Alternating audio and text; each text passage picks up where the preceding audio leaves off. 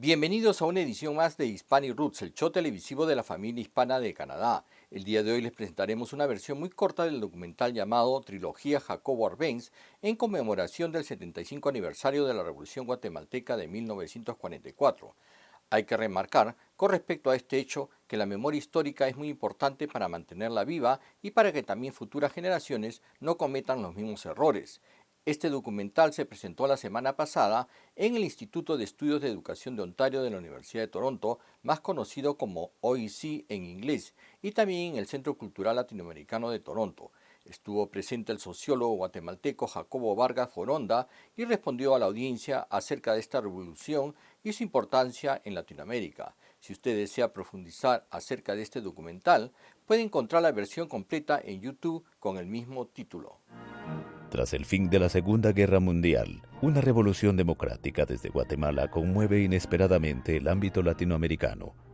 Guatemala, un país semifeudal gobernado por sofocantes dictaduras que lo convirtieron en una finca cafetalera europea y enclave bananero estadounidense, inicia su liberación. Una larga lucha cívica conduce a la renuncia del general Jorge Ubico y permite vislumbrar el cambio radical a mediados de 1944. La alianza arbencista entran en contradicciones surgidas por intereses particulares y disputas de poder interno, excepto los miembros del Partido Guatemalteco del Trabajo, PGT, firmemente comprometidos con un programa revolucionario, lo cual constituiría un pretexto principal en los ataques contra Arbenz por parte de la oligarquía terrateniente, la Iglesia Católica y los Estados Unidos al inicio de su gobierno. Es decir, había un poderío inmenso de una empresa extranjera, que también esa era la misma situación en El Salvador, en Honduras, en Nicaragua, en Costa Rica, en Panamá, en Venezuela, en las Islas del Caribe, en Dominicana y en Cuba. Eran los mismos intereses de la United Fruit Company. Era un monopolio muy poderoso. Thomas McCann fue el jefe del equipo de publicidad de la United Fruit Company por más de 20 años, quien cuando supo el triunfo electoral de Jacobo Arbenz expresó estas palabras: Guatemala fue elegida como el lugar para las primeras actividades de desarrollo de la compañía porque una buena porción del país tenía tierra bananera de primera y porque en la época en que entramos en Centroamérica, el gobierno de Guatemala, Estrada Cabrera, era el más débil de la región, el más corrupto y el más manejable. En suma, el país ofrecía un clima ideal para inversiones y las ganancias de la United Fruit Company en la región florecieron durante 50 años.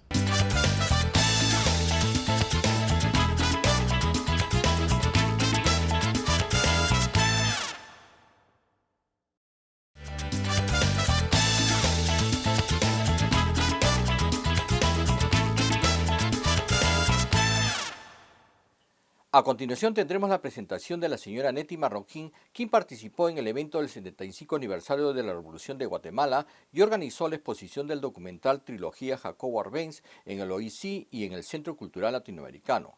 En este segmento tendremos también la participación del sociólogo guatemalteco Jacobo Vargas Foronda. Con mucho entusiasmo organizamos actividades en Guatemala, pues también hubo bastante afluencia de público, porque desde hace como un año yo no quise dejar pasar desapercibida la fecha de un 75 aniversario de la Revolución en Guatemala, que nos dejó, como los que pudieron ver ahorita la documental, grandes conquistas sociales, las cuales con mucha añoranza vemos para atrás, nos damos cuenta de que casi todo se ha perdido, desgraciadamente, por culpa de la invasión de los Estados Unidos. Y también aquí en Socialist Action anoche presentamos una documental que fue muy exitosa, se nos llenó el salón. Afortunadamente, el eminente sociólogo guatemalteco graduado en Rusia aceptó la invitación a venir tanto para la actividad de ayer como la de hoy. Es nuestro Jacobo Vargas Foronda, que Jacobo, su nombre es se lo pusieron sus padres en honor a Jacobo Arbenz Guzmán, puesto que los padres de Jacobo eran grandes amigos de Jacobo Arbenz Guzmán y fueron grandes partícipes también de las reformas que se hicieron en Guatemala en pro del guatemalteco. Así que para los que estamos aquí, es muy importante la fecha de hoy, en un 75 aniversario de nuestra revolución, y cómo quisiéramos que los guatemaltecos algún día supieran lo que pasó, porque son muy pocos los que lo saben. Como ustedes pueden ver aquí, en Toronto hay muchísimos guatemaltecos.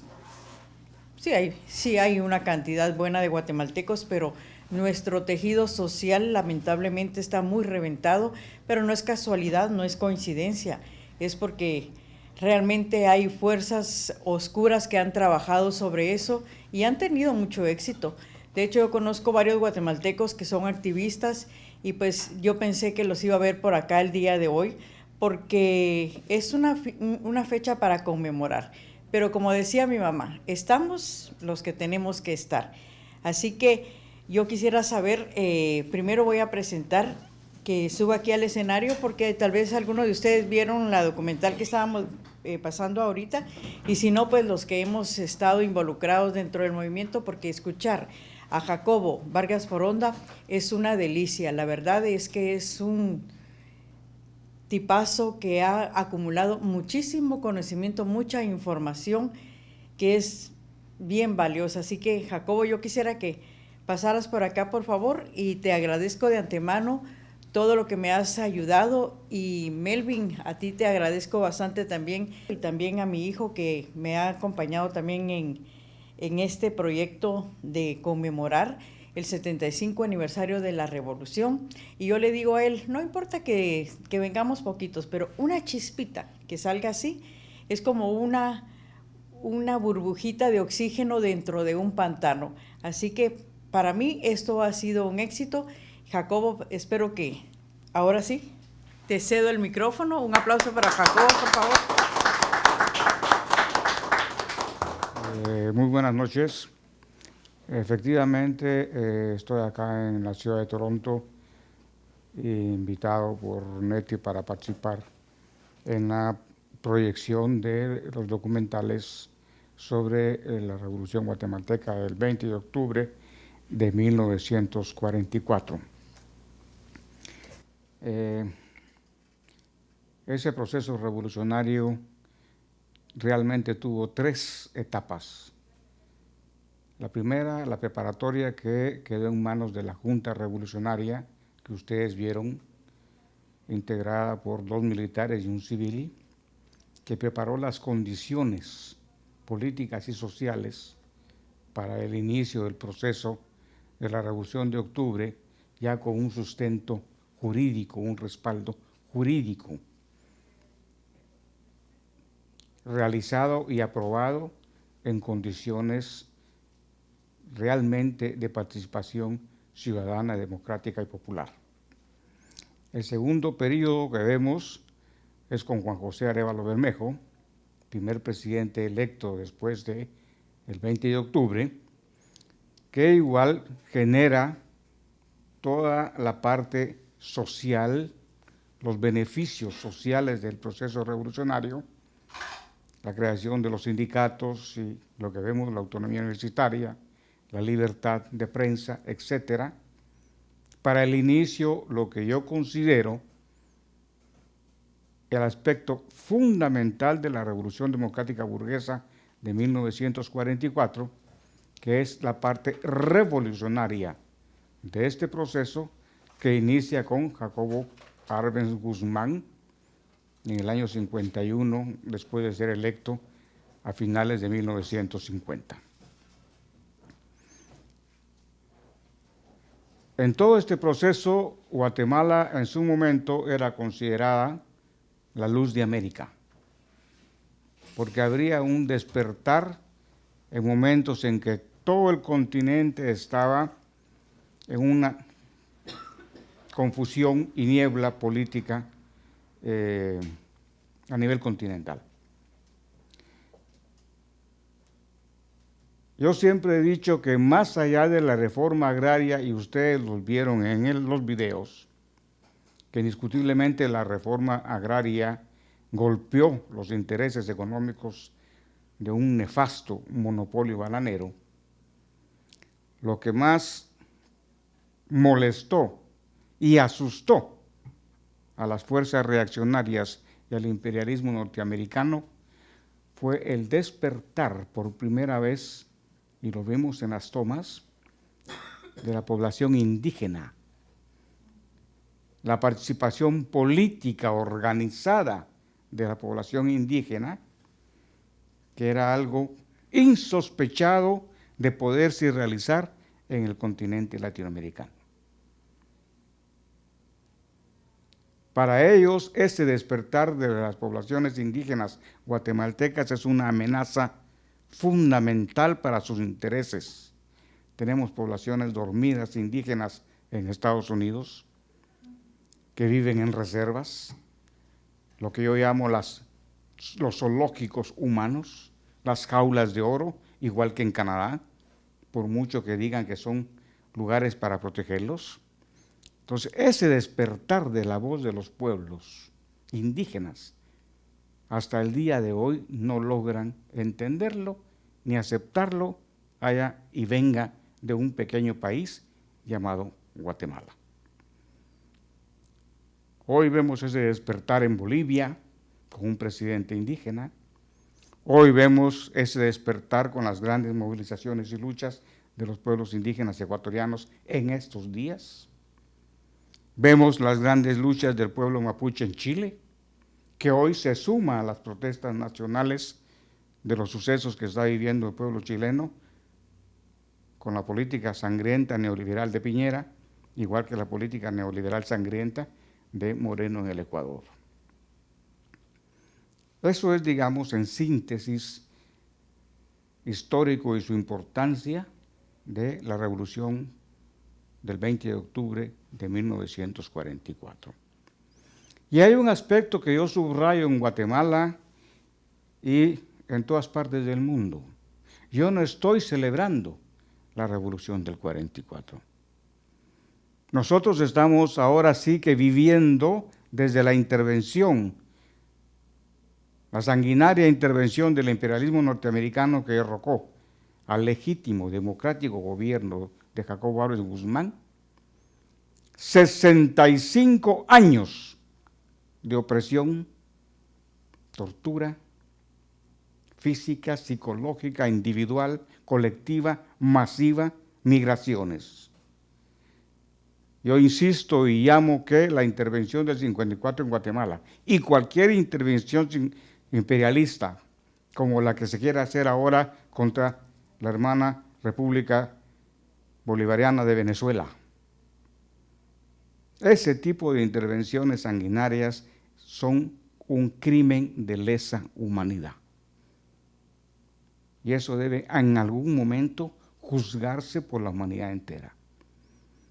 Los documentos jurídicos para decretar que es un crimen de lesa humanidad establecen 3 características. Que ese delito se comete con conocimiento de causa. Las intervenciones son planificadas, debidamente estudiadas y analizadas. Se cometen con conocimiento de causa y saben los daños que van a ocasionar. Que producto de ese delito se genere de manera sistemática muerte, la tenemos. Se genere de manera sistemática violación de los derechos elementales, lo tenemos. Se genere movilizaciones masivas, lo tenemos, la migración masiva, por ejemplo, de Guatemala hacia el norte, por las condiciones que vive el país, producto de esa intervención. Concentraciones masivas. En Guatemala tuvimos las aldeas estratégicas, los polos de desarrollo, que fueron eminentemente campos de concentración. La aplicación sistemática de la tortura individual y colectiva en Guatemala lo tenemos y sigue realizándose el día de hoy. Las masacres individuales, colectivas, cientos de aldeas masacradas por los regímenes establecidos por el gobierno norteamericano como producto de su política de 1954. Es decir, algún día podremos llevar al banquillo de los acusados, así sea históricamente y simbólicamente, a los responsables del imperio norteamericano. Eso es lo que yo quisiera expresar. Muchas gracias.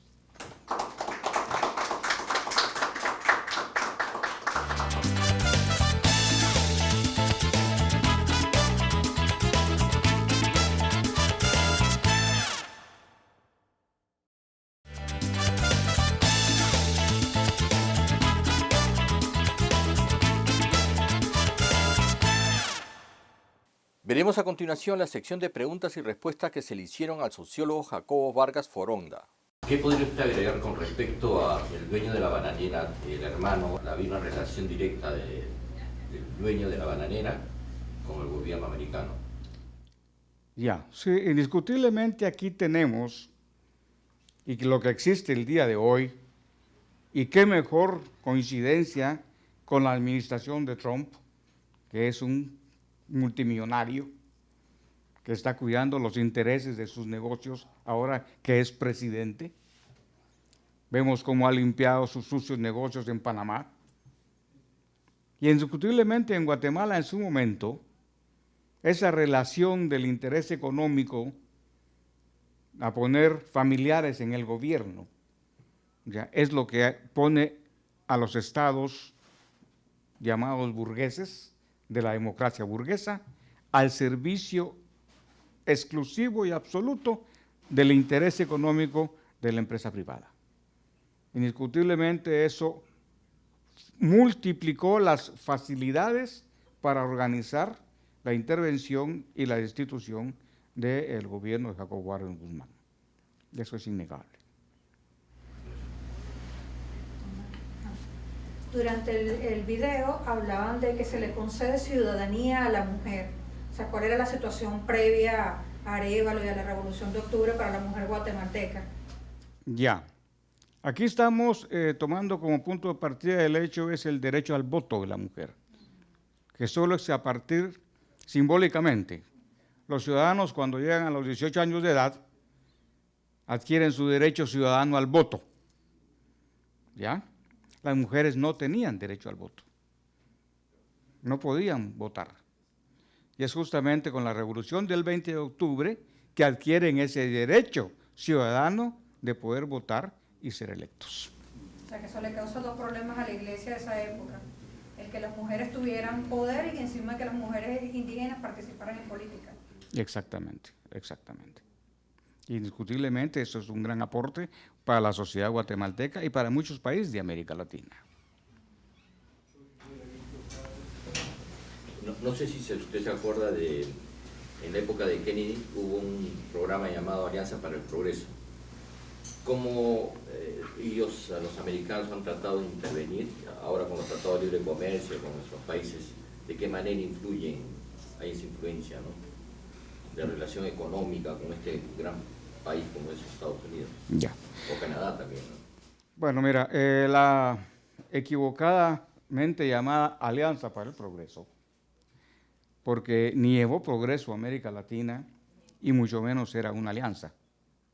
Fue una imposición sistemática de sus políticas en respuesta a la Revolución Cubana. Fue la forma como el imperio nuevamente metió las fuerzas políticas en su bolsillo del continente para aislar al pueblo cubano y a la Revolución Cubana del comandante Fidel Castro, encabezada por el comandante Fidel Castro. Esa fue la famosa Alianza del Progreso. Eso estamos viendo que tiene ahora nuevamente un nombre en el caso concreto de Centroamérica que se llama América Crece. Es un proyecto económico norteamericano que está centrado en lo que se llaman los países del Triángulo del Norte. Este Triángulo del Norte es una estructura militar que nace en los momentos de los 70 en la lucha contra la Nicaragua sandinista. Y es ahora donde ahí quieren hacer el punto de contención del movimiento migratorio terrestre en busca de poder llegar a la frontera norteamericana. Y ahora le llaman el programa América Crece. Es un lanzamiento económico de una mayor posesión de la invasión económica extranjera en los países del llamado Triángulo del Norte. Algo similar están haciendo desde Colombia en América del Sur, justamente para crear un cordón sanitario ya alrededor de la hermana República Bolivariana de Venezuela.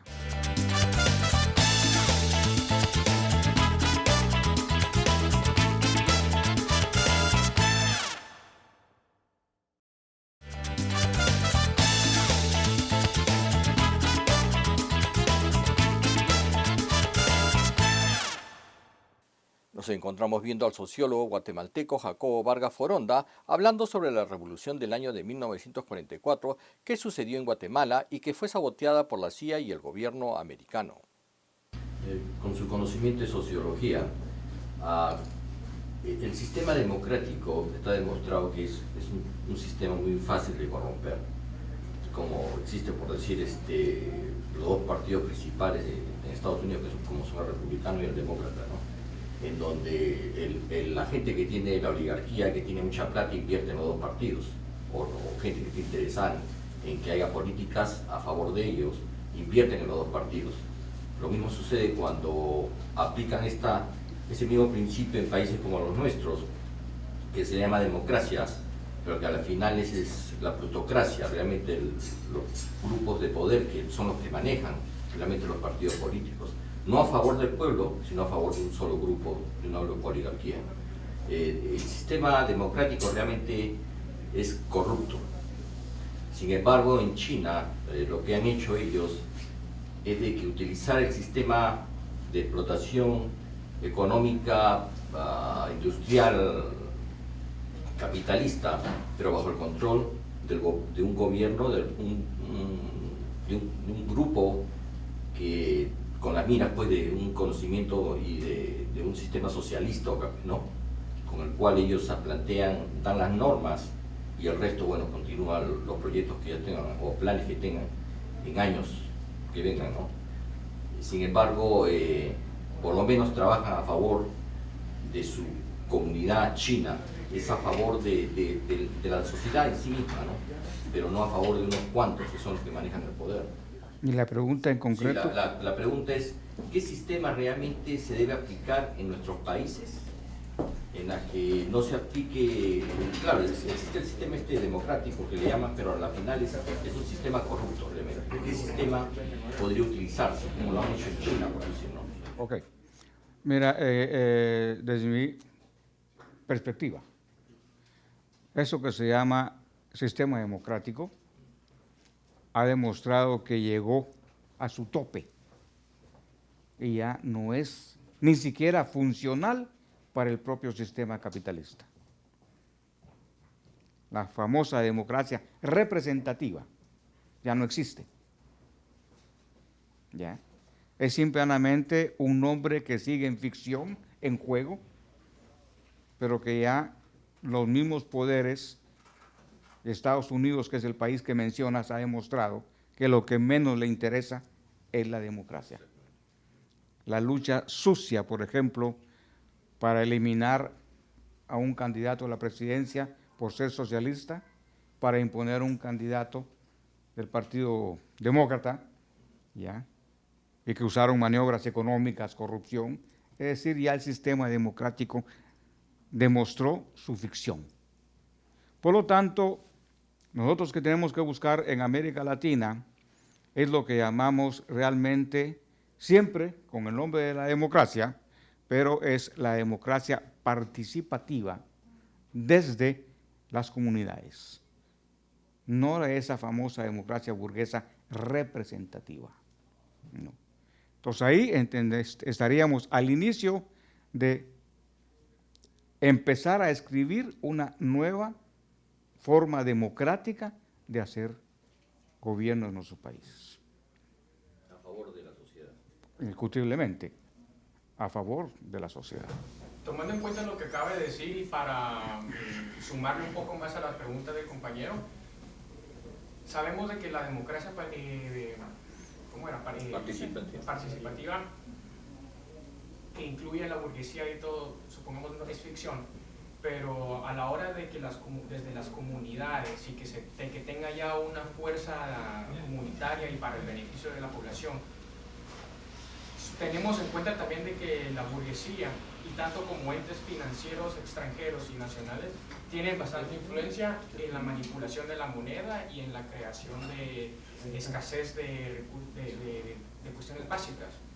Entonces, a la hora de que, por ejemplo, ya tengamos una plataforma como la que usted acaba de describir, ¿cómo podríamos hacerle el Estado? ¿Cómo se podría desde el Estado prevenir ese tipo de situaciones de agentes financieros extranjeros que manipulan la moneda o otros que empiezan a esconder ciertos tipos de cosas como para crear escasez y crisis para que la gente esté confusa y digan, ah no, estuvimos equivocados con la decisión que acabamos de hacer? No, hay que hacer una diferenciación entre lo que es representativa y participativa, ¿verdad? Cuando se dice, por ejemplo, en Venezuela, democracia participativa, se le agrega el adjetivo de protagónica, porque se le da a las bases el poder de decidir. No se puede evitar que los agentes externos intervengan en el Estado. Eso no lo vamos a poder evitar. Lo que hay es que enfocarse en formar a la población para que sepan enfrentar ese financiamiento externo y esos agentes externos, porque es la única manera. Si tú tienes reforzadas las raíces, ni que las vengan a podar ni le vengan a echar nada encima, ¿no? Y eso es lo que nos ha pasado en el caso de Venezuela. Entonces tú los refuerzas para que si te vienen con un discurso, una argumentación, que ha sido la misma argumentación desde los años 40 hasta ahora, de que el comunismo es malo, de que toda la sociedad tiene que regirse por la mano invisible del mercado, tú tienes formadas personas que saben que la mano invisible del mercado no existe, que la mano invisible del mercado lo que pasa es que tiene oculta la manga, y la manga está dividida en los países de los llamados primer mundo, y cómo se maneja la economía y cómo se manejan los sobornos a nivel internacional. Entonces, la democracia participativa no pretende acabar con los agentes externos, solamente pretende empoderar a las personas y que las personas actúen en consecuencia y ya no sea bajo la ignorancia de que tú me digas que yo tengo que trabajar en las condiciones de 8 o 10 horas y tú me vas a pagar horas extras, porque yo tengo el conocimiento de la ley, tengo el conocimiento de mis derechos y hago uso de mis derechos y yo no necesito ir a un concejal, a un diputado para que me defienda, porque en la democracia participativa a nivel de base para poderme defender y puedo agarrar un micrófono y hablar y hacerlo por mí mismo, sin desmeritar que tengamos todavía asambleas nacionales y tengamos ministros y todo eso, pero cumplen otro tipo de función, no la misma función de la democracia representativa, que lo que es mi poder se lo transfiero a una persona y después que esa persona lo tiene, esa persona junto con los agentes liberales del país o los agentes externos decide.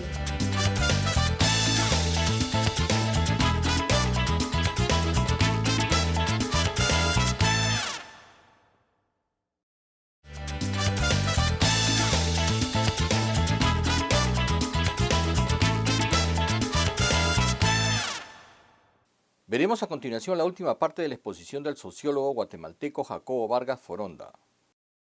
Gobiernos actuales que son del primer mundo, que son los que tienen bastante poder, que no les gustan estas democracias participativas. Entonces ellos van a hacer lo más posible, lo que están haciendo en Venezuela, para que la gente en sus países tenga miedo y digan, no, ya vieron de que ahí hay algo malo. Además, recuérdense de que estamos en un país en un mundo globalizado, que curiosamente ahora Trump lo está criticando y quiere hacerlo nacionalista, pero con este tipo de boicot y lavado de cerebros y malinformación, empiezan estas sanciones ilegales según acuerdos internacionales y leyes internacionales. Entonces, ¿cómo estos estados pueden fortalecerse para contrarrestar estos ataques y que no se den ese tipo de medidas de terminar, ¿cómo se llama?, relaciones comerciales, retirar embajadas, la manipulación de la moneda desde el exterior, fin, y con la presencia del dólar, petrodólar. Mira, la lucha por la liberación del ser humano, porque ahora estamos ya alrededor de la lucha de la liberación del ser humano, que llamamos en América Latina la liberación de los pueblos. ¿Ya? Esa indiscutiblemente cada día va a ser de mucho mayor inteligencia. Y aquí son los pueblos los que nos van a demostrar su capacidad de respuesta organizada. Nosotros no podemos ver los riesgos desde el poder que ellos puedan tener, sino desde nuestra capacidad de responder a esos riesgos. Lo que dijo Fidel Castro una vez: no nos debe preocupar tantas mentiras que dicen de nosotros, distorsiones, los periódicos burgueses.